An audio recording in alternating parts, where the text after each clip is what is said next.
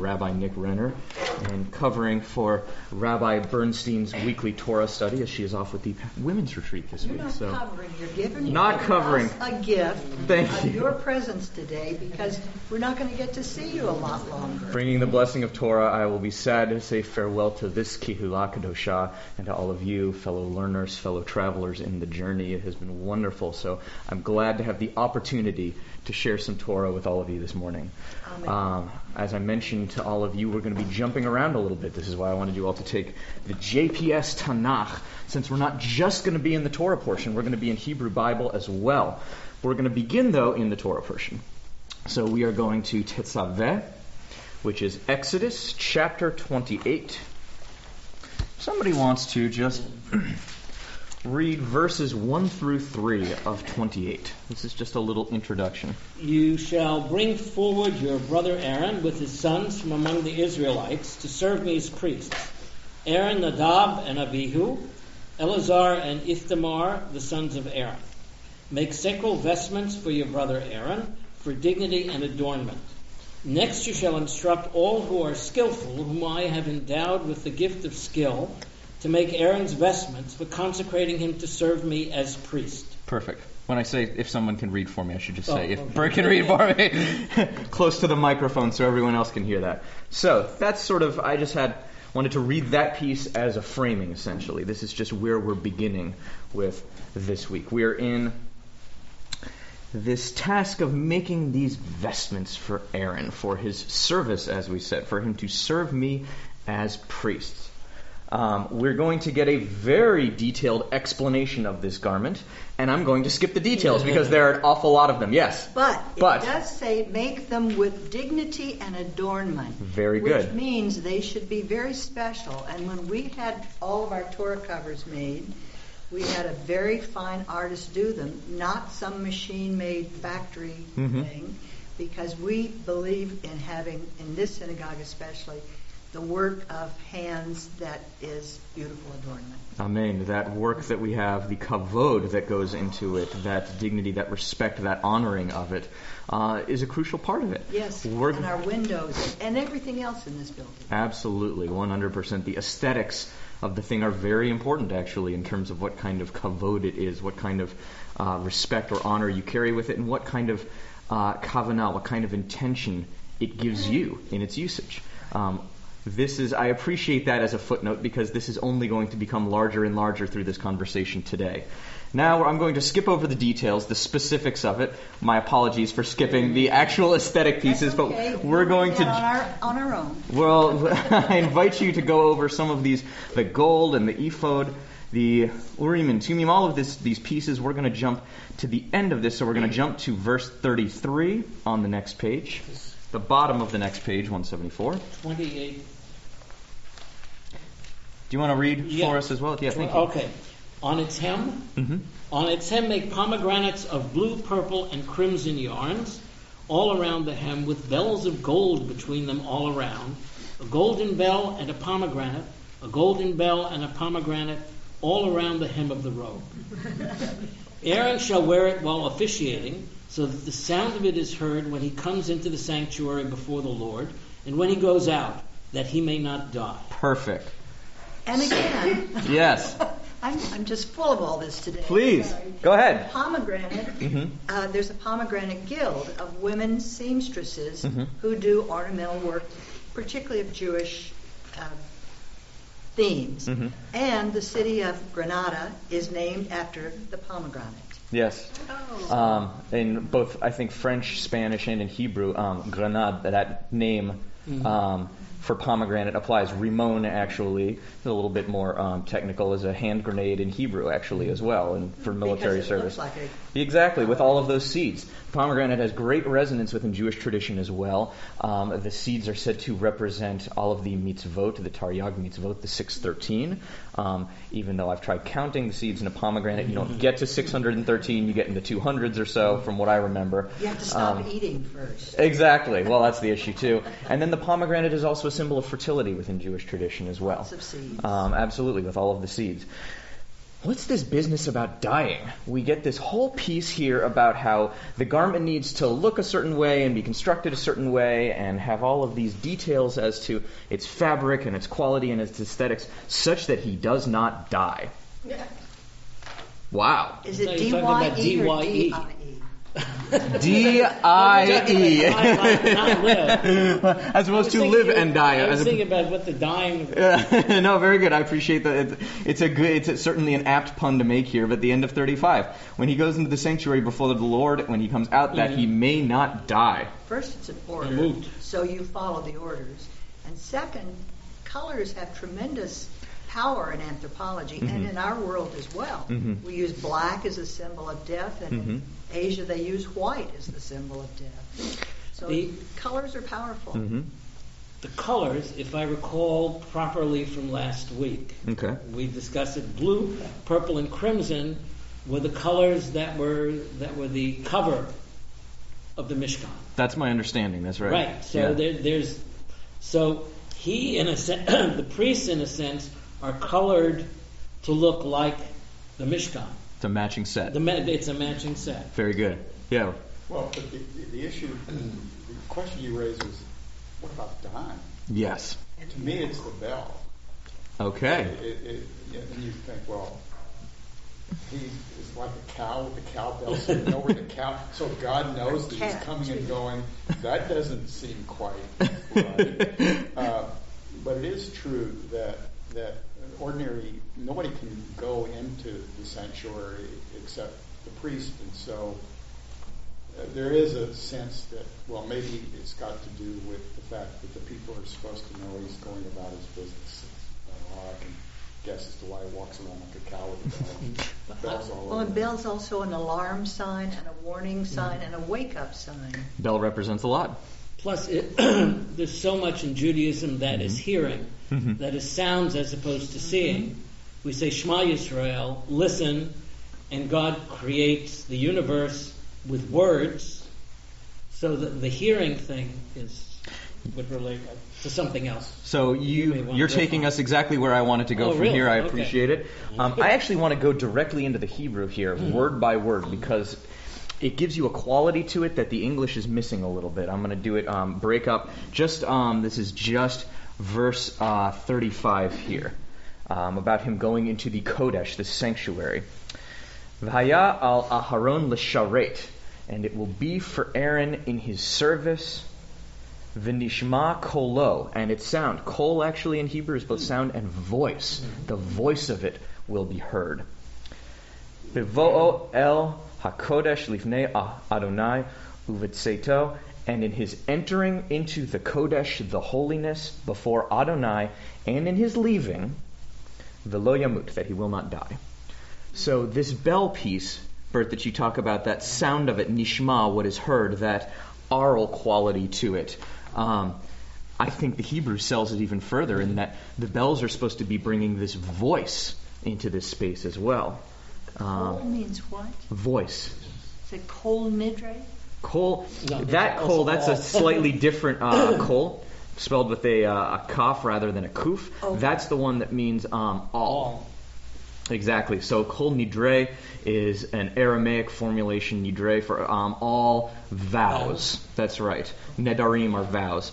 And so this kolot are voices here. So oftentimes in Talmud, when you hear the voice of God, you hear it rendered as a bat kol, the daughter of a voice that echoes in our time. This is talking about kol shofar. Kol shofar, very good. Holidays, Yeah. which is Yeah. the sound. The sound of the shofar, the Gotta voice keep of the your shofar. kols and your coughs and your kuffs separate. Yeah, I mean, I always have to look these things up in terms of the spelling of it, but that was one that I knew off the top of my head that's a slightly different kol. But you're right to ask about it as well.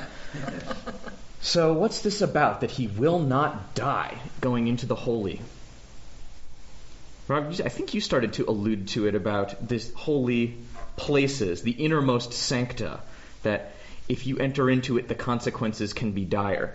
Some of you may have heard us talk about, I think in the high holidays, the Kodesh HaKodashim, this idea that the innermost sanctum of this place, certainly this wandering encampment that the Israelites have now, that would then get translated into the great temples that stood in Jerusalem. And they all had this innermost sanctuary, the Holy of Holies, this place where God was supposed to have dwelt in our world.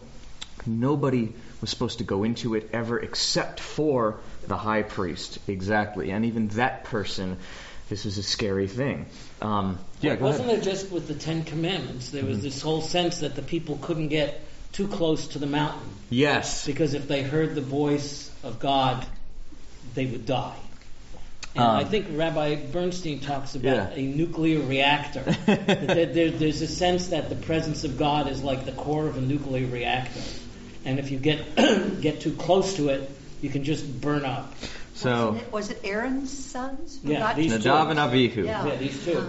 So I want to draw a slight distinction. From Nadav and Avihu.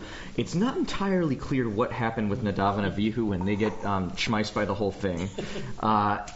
Because they bring Eish Zara, they bring some kind of strange or alien fire to it. So with their situation, their demise seems to be linked to what it is that they did in the space rather than their proximity to it.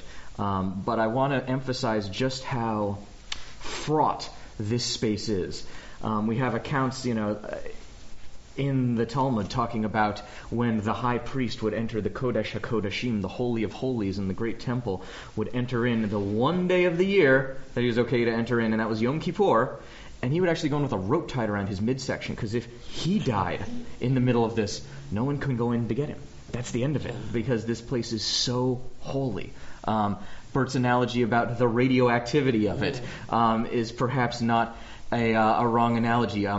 I don't know if Rabbi Bernstein got this from my teacher as well, but my teacher, Dr. Elsie Stern, not a rabbi, a biblicist at the Reconstructionist College, used to teach about the holiness of God that we get in Leviticus. She said to think of it much like nuclear power. If it is harnessed correctly, it can bring great benefit and great energy and great vitality to the people. But if handled improperly, it can wreak great destruction. It's not that the nuclear power is angry with you if it goes wrong, and it's not that it's pleased with you if it goes right, but it's a matter of creating the proper conditions in which you can harness it, or in this case, even approach it. Yeah, did you have a hand? Well, the implication, though, would appear to be that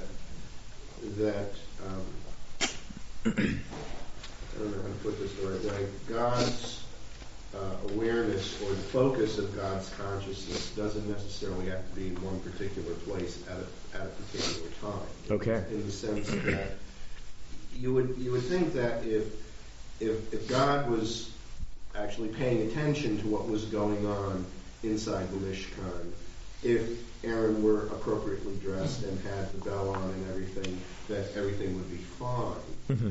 And so if he has to do all these things so that he doesn't die, it could be that, well, God is perhaps dispersed throughout the entire universe, and he may not be actually paying attention, so to speak, to what's going on in the Mishkan.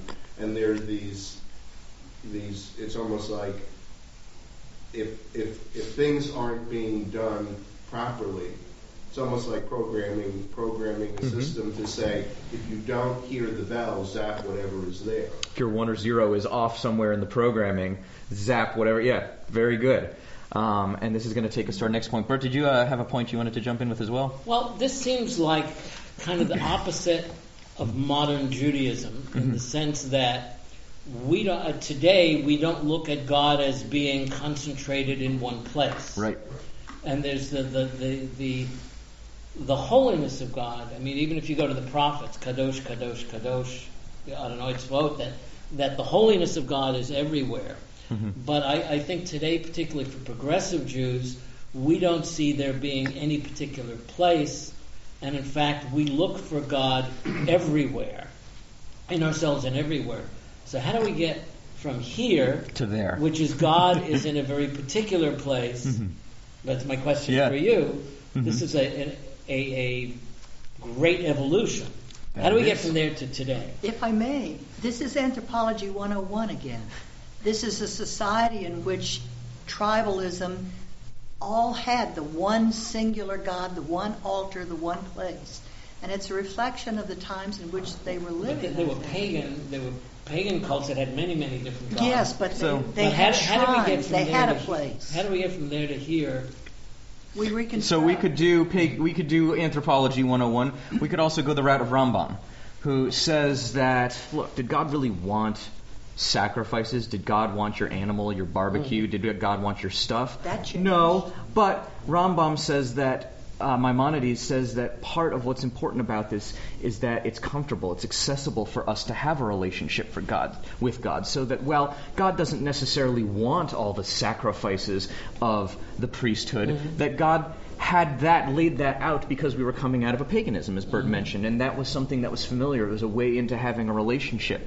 Rambam continues the metaphor. Rambam says, does God want us to say words of prayer? Does God want us to say these particular Hebrew words in this sequence?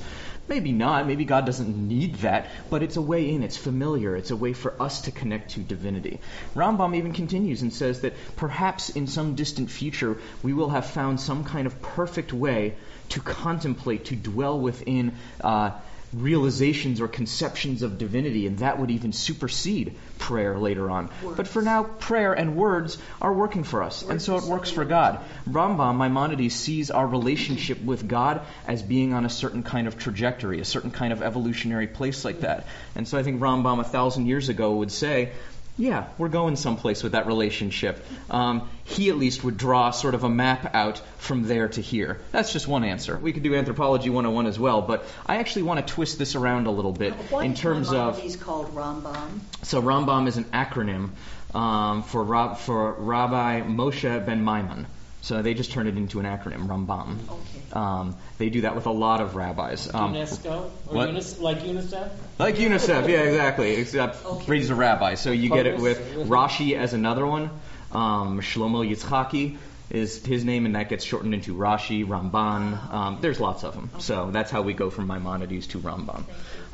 The way I want to twist this, 35. Aaron shall wear it while officiating. Ugh, what a dry translation. In the Hebrew, lisharet, in service, to serve. Officiating isn't bad, but this question of, I think the question there to me is to serve in service of whom? To serve whom in this place? Aaron is both wearing it in this sort of divine service in this whole drama of tending to the nuclear reactor as we talked about, but who is he doing this in service of? He's doing the people. That's right. So that piece of service goes both ways. Aaron is this emissary for the entire people to God in what he's doing. Yeah. But that was, at least that's what I thought I was saying, because they wouldn't know what he's doing if they didn't hear the bell. Right. They couldn't see. And so you can ask, who is this bell for? As Bert mentioned, the sound, that oral quality of Judaism, of the word, of the voice as we hear it, is really important within Judaism in terms of even the basic acts of creation. So there's a whole other evolution here, because what you just described is not what Judaism is today. Yes. We don't have people who are our intermediary with God who do it for us. And that, again, I think was a big revolution in Judaism. There's an argument that the Judaism of today actually is not the same religion as this. Correct. So where Bert is sort of going is, and I would go too, is the academic argument, the scholarly argument that what we're seeing here, we're probably better off not calling Judaism. We're probably best off describing and understanding as the ancient Israelite worship. Yeah, Roots. Exactly. Roots. That Judaism, as we have it, as we've inherited it, I would suggest is very much a function of the rabbinic project, both those destructions that take place in and around Jerusalem and the innovations where we go from sacrifice to prayer, we go from priesthood to rabbis, we go from Beit Rishon and Sheni, the first and second temples, to Mikdash Me'at, the synagogue. The ancient Israelite life gets sort of refracted through the rabbinic project in the Talmud and for centuries, and so what we have as Judaism is probably best described as something a little later. I think you're right there. I've heard that one of the distinctions between Judaism and our sister religion, Christianity, is that we don't have an intermediary between us and God. Mm-hmm. Which is very different from what this is. And Correct. the Catholic Church still has bells Right. that they Correct. ring when you're And intermediaries, these Yes, emissaries that are the right. conduit in this way. Right. Rabbi Bernstein and I were talking the other day about sort of Judaism and Christianity, and it's not that Christianity came out of Judaism, but rather Judaism and Christianity are both daughter faiths of the ancient Israelites, and they kept pieces of it that we did not in many examples. But I want to get back to this piece of emissaries. And this is the reason that I told you to get a brown book rather than the Women's Torah commentary. I'm going to ask you to jump to page 1792.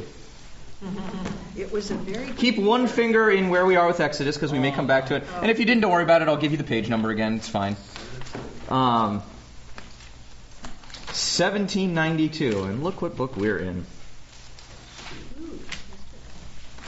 Say it a little louder so everyone can hear. Esther. Esther. What holiday do we have coming up? Purim. Purim. All right. Now you see where we're going with this a little bit. So, Groggers. exactly. This next story we're jumping to, story of emissary, isn't in Torah. We're in Esther chapter 4. And, we want to go to one page previous to this. Esther 4, verse 6. We're going to hear about Hatach. The scene is set with Haman's plot we have here against the Jews of Shushan, and Hatach is this eunuch/messenger of Esther, delivering messages back and forth between Mordecai and Esther. If I can get a brave volunteer to read verses 6 to 16. Hatach went out to Mordecai in the city square in front of the palace gate. And Mordecai told him all that had happened to him, and all about the money that Haman had offered to pay into the royal treasury for the destruction of the Jews. He also gave him the written text of the law that had been proclaimed in Shushan for their destruction. He bade him show it to Esther and inform her and charge her to go to the king and to appeal to him and to plead with him for her people. When Hatach came and delivered Mordecai's message to Esther, Esther told Hatach to take back to Mordecai the following reply. All the king's courtiers and the people of the king's provinces know that if any person, man or woman, enters the king's presence in the inner court without having been summoned, there is but one law for him, that he be put to death. Only if the king extends the golden scepter to him may he live. Now I have not been summoned to visit the king for the last 30 days. Quick pause here. Are we seeing the connection? Mm-hmm. Anyone? Yes. All right. You can't enter without the king's scepter and you'll be killed. Entering into the innermost sanctuary can be lethal. Go ahead. We'll go to 16. When Mordecai was told that Esther had said what Esther had said, Mordecai had this message delivered to Esther. Do not imagine that you, of all Jews, will escape with your life by being in the king's palace. Only the contrary. If you keep silent in this crisis, relief and deliverance will come to the Jews from another quarter, while you and your father's house will perish. And who knows, perhaps you have attained to royal position for just such a crisis. Then Esther sent back this answer to Mordecai. Go assemble all the Jews who live in Shushan, and fast in my behalf. Do not eat or drink for 3 days, night or day. I and my maidens will reserve the same fast. Then I will go to the king, though it is contrary to the law. And if I am to perish, I shall perish. So Mordecai went about the city and did just as Esther had commanded him. All right. I imagine at this point you're seeing a number of these linkages here between 3 days? The 3 days? Say more. Sinai. There you go. There are a lot of linkages between this passage here in Esther and this parsha we have this week. I found out about this linkage this week actually from Rabbi Bernstein, who learned about it from Ramban, another one of these rabbinic acronyms we have, Nachmanides as well. Oh, Nachmanides. Yes, this is Nachmanides from the 13th century. He started out actually by linking the garments. That was how he got here. Regarding the priestly garment that we saw before, the last detail Back in Exodus, we had that laundry list of all of the details of the construction of the thing. The very last one that I included when we were reading that piece was the bells and the pomegranates, that alternating piece. That's the very last piece, are the bells. He picks up on the bells in particular. Nachmanides, Ramban, says, what's the purpose of this sound, this voice? He says, and I'm quoting here, the bells are so he, the priest, can go before the master as if asking permission. For one who comes into the king's house is subject to death at the order of the king, as we see with Achashverosh. Nachmanides is the one who links this properly. He said that unless you get a certain kind of divine permission, you die. He says that's the point of the bells. That's the point of that voice we hear there, is that the bells are actually asking God for a certain kind of permission. So to return to Esther, all of the king's servants and people of the provinces know that any person, man or woman, enters the king's presence in the inner court without having been summoned. There is only one law for him, that he may be put to death. Only if the king extends his scepter may he live. And I, Esther, have not been summoned to see the king. So we have Esther is scared here to go to this innermost place. I'll bet the high priest was scared too over those centuries that we had these innermost sanctuaries, and this one person was permitted to enter this holy place one day a year. They're both entering into the sacred place where if you do or say the wrong thing, you die. It's as simple as that. You should be scared, in fact. But at the same time, you have to do it. Like it says about the priestly garment, V'haya al Aharon l'sharet. It's for Aaron in his service, in fact. L'sharet, on behalf of the Israelites, for God in this service. And that's what this Esther piece is all about too. That's what Haman says. You're not going in for you. You're going in greater service. You're going in on behalf of all the people. You're not going in to preserve yourself or your father's house or whatever it is. You're going in for all the Jews. And maybe, just maybe, Mordecai says, you're in this position because you're supposed to be. It's supposed to be you. It's not that you have to summon up the courage and can decide you want to, maybe yes, maybe no. But maybe you're in exactly the place you're supposed to be because of what it is you're called to do in this way. And I'm seeing young people, thousands of young people marching into the seat of power, demanding change. Very good. Because say more. They're supposed to be there. Absolutely. Tell us more about these young people and the circumstances in which they're marching. Well, they're marching for the greater good. They're not marching for their own. They've already been lost. Their children have been lost.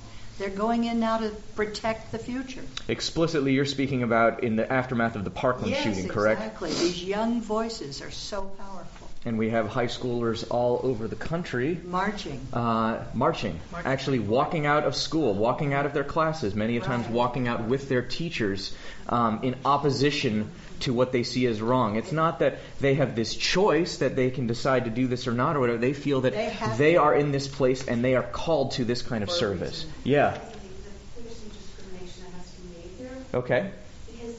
Because what you're speaking about is how we're hardwired for authority. Because I'm just going to ask you what you're saying about going into the king. That's how you get posts. That's how you get priests. That's how you get the one, or even perhaps a rabbi throughout time where that was the one you went to. You had to revere. You had to respect. So this is about hardwired to authority.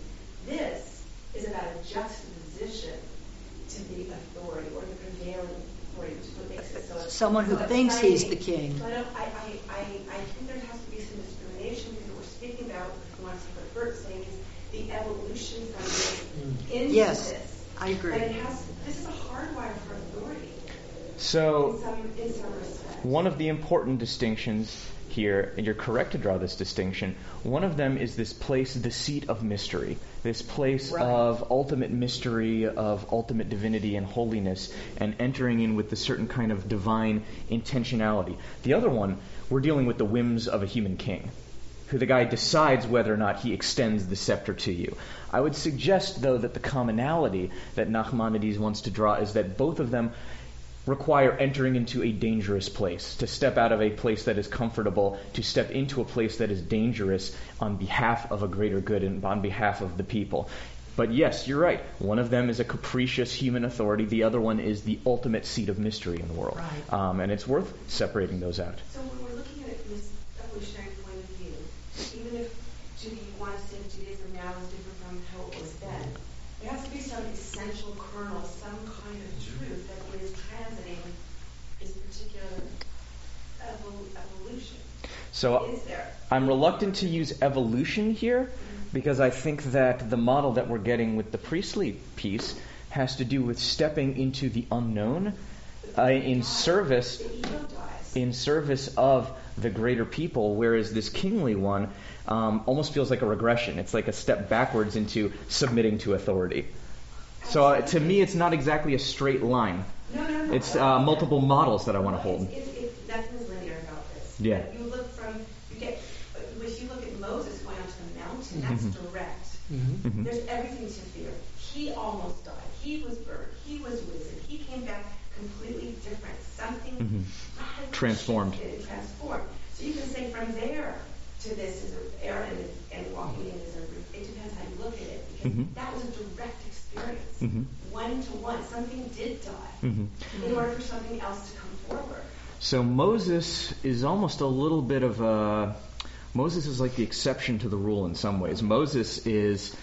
we get that piece when Moses dies. Never again would a prophet arise like Moses, one who speaks to God panim el panim. Moses is the one who actually does get to go in and speak face to face. These other people, part of what's remarkable about the priesthood is it's not the prophet who is just sort of ordained in quite the same way. There's this lineage. It's this role of service that they're cast into. And they, in spite of their own fears about the seat of mystery in this sense, have to step into it. They don't get to know God in the same way, but they're called to serve the people, and they're called to serve despite their own trepidations and despite their fears. They have to tie that rope around their waist, as we mentioned, from the Holy of Holies, and step into the ultimate place of divine mystery in order to serve the people. Esther is called to a certain kind of service as well, in perhaps what she's worried about, in defiance of the royal norm in this way, to defy that authority, to push the envelope in that sense. She's called by her uncle Mordechai, who sees her as being in a certain place, as being able to act in a certain way, or at least sees for herself a certain kind of authority, in the way that we see young people seizing for themselves a kind of agency in walking out of their classrooms and taking part in this movement, in this opposition to the kinds of violence and death we see. It's about, one of them is a much more ordained thing in terms of the priesthood, and being this is sort of what you are born into and what your role is, and you have to figure out how to take hold of it. The other one is about the circumstances and the sands shifting around you, and the kind of wisdom and perception to sense that, okay, maybe I am in the place that I need to be in order to seize this moment. Other thoughts? Yeah, go ahead. Yeah, you raised a very interesting question about what is the thread that ties all this together, and it's what we're doing right now. And it's this book. And that is, which the Torah is called an Eitz Chaim, a tree of life. And that we are a people, there's other peoples who have we have a sacred text. And we constantly reread this text in the context of the changing life. Had the text been less ambiguous, we would have thrown it out a long time ago. And the very ambiguity of it, is what permits us to keep on looking at it. And it's not just the text, because our tradition, to me it's so strange, our tradition, there's this text, right? And then the original Torah, and then we added other books to it. And then there's this whole thing about Talmud, which is a further discussion of this and what it means. And sometimes it goes off in incredible directions that you would look at it and look at the original text and say, how do those two connect? But we have over the years, for whatever reason, said, this is our book. There's something in here. You want to call it divine, or you want to call it I like to call this the intersection between the divine and the human.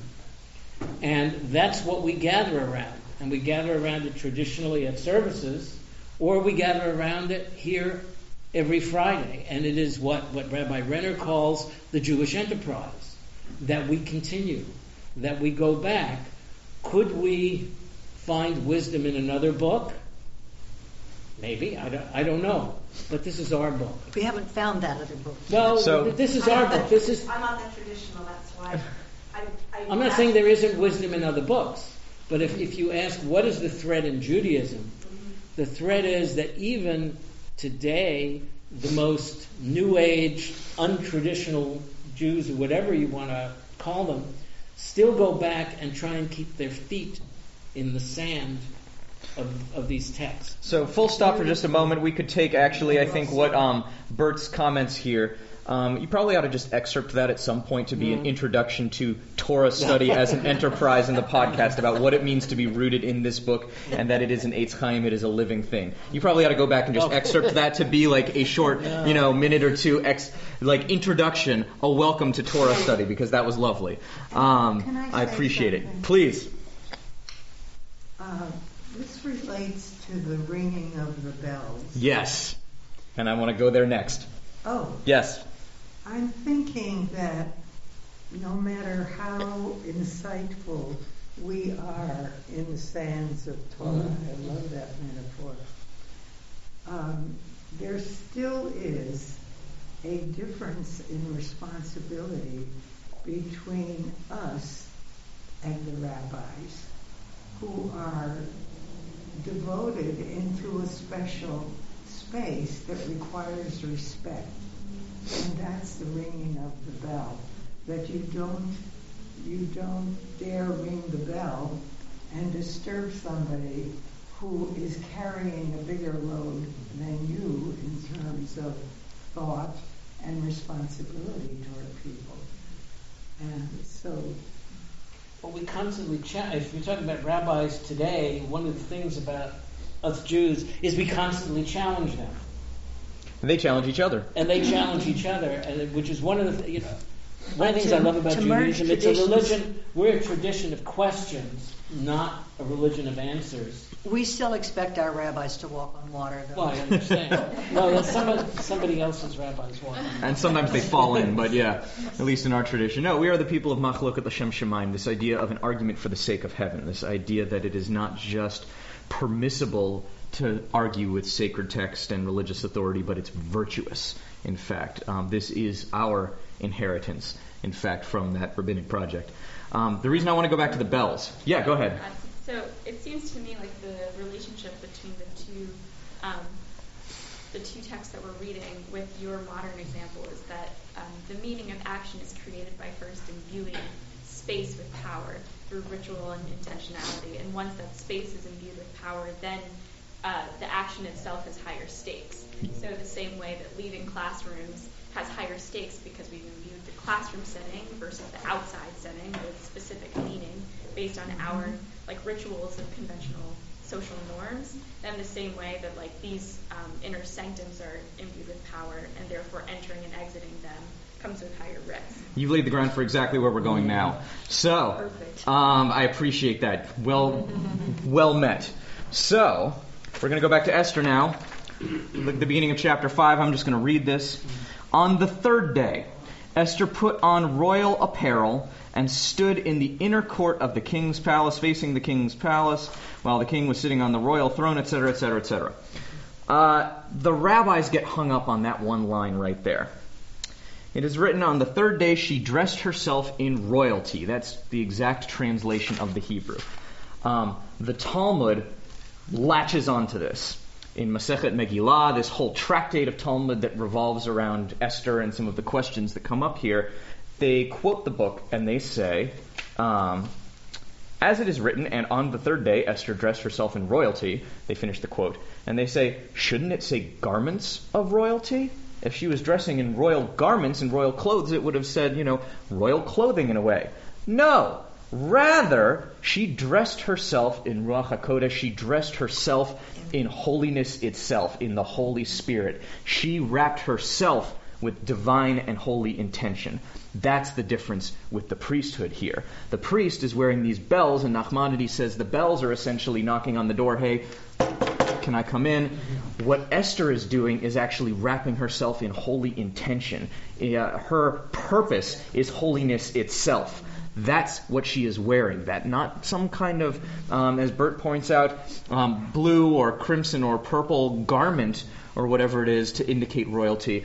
It's the spirit, it's the kavanah, it's the intentionality that she's bringing to this. That's the royalty, that's the holiness of what it is. I'm opening the floor here. What do you all think about this? Because this, to me, speaks to this space about those students. This is about reframing what it means to walk out of a classroom in that way, to completely change what the intentionality is around it. Go ahead. It sounds like where you were going earlier with Rashi's. With Ramban?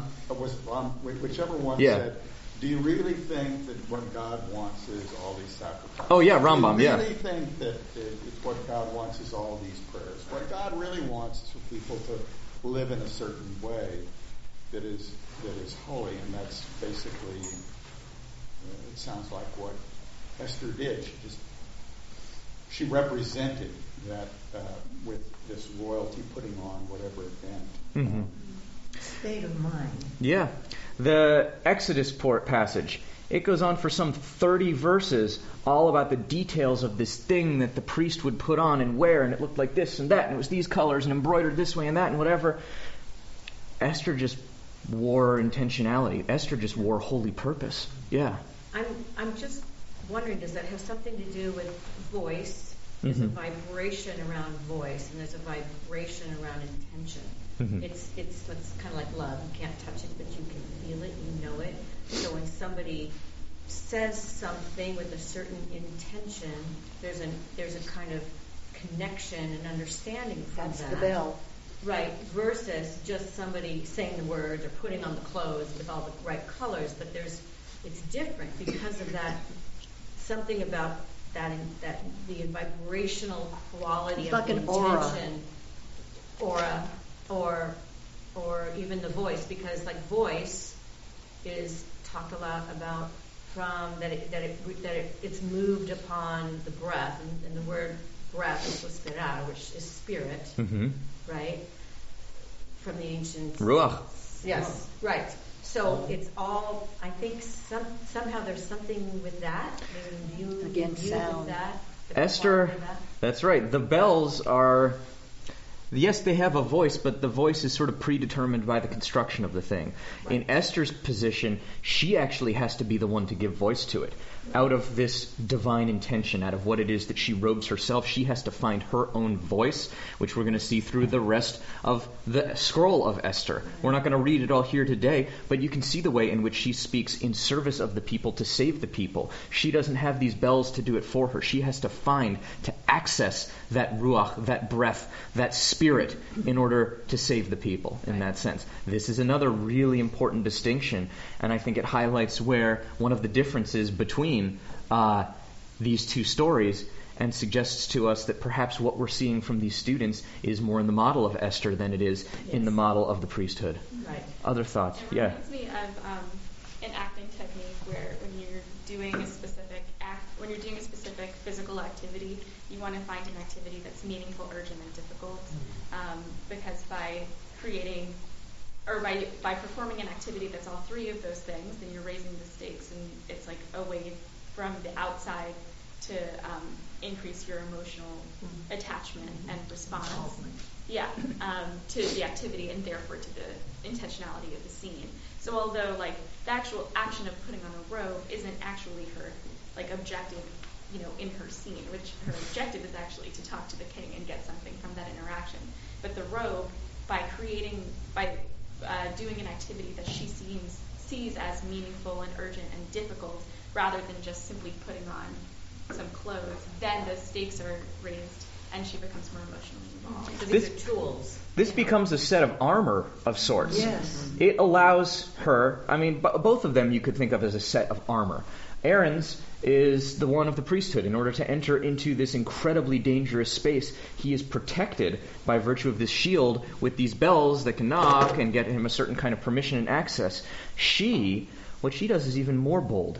It's a much greater spiritual transformative exercise in that, yes, she puts on the clothing, but she assumes herself a certain kind of armor to protect her from this dangerous thing that she knows very well may kill her. They fast No rope around her waist. No rope around their waist. Well, the rope was really for if the priest dies, if the thing goes wrong. It's in order to haul him out. It's not really protecting him as much as it is to protect the people who need to fish him out. To haul her out. She had no tether in that sense. Right. She had no ejector seat, no way out. She was stepping into this place of the ultimate danger, but she was protected. She was armored by holiness and her own divine intention with fabric that was as thin as, the shirt that I'm wearing, and yet it was as thick and as powerful and as compelling as the thickest and heaviest of armor to allow her to go into the most dangerous place in society.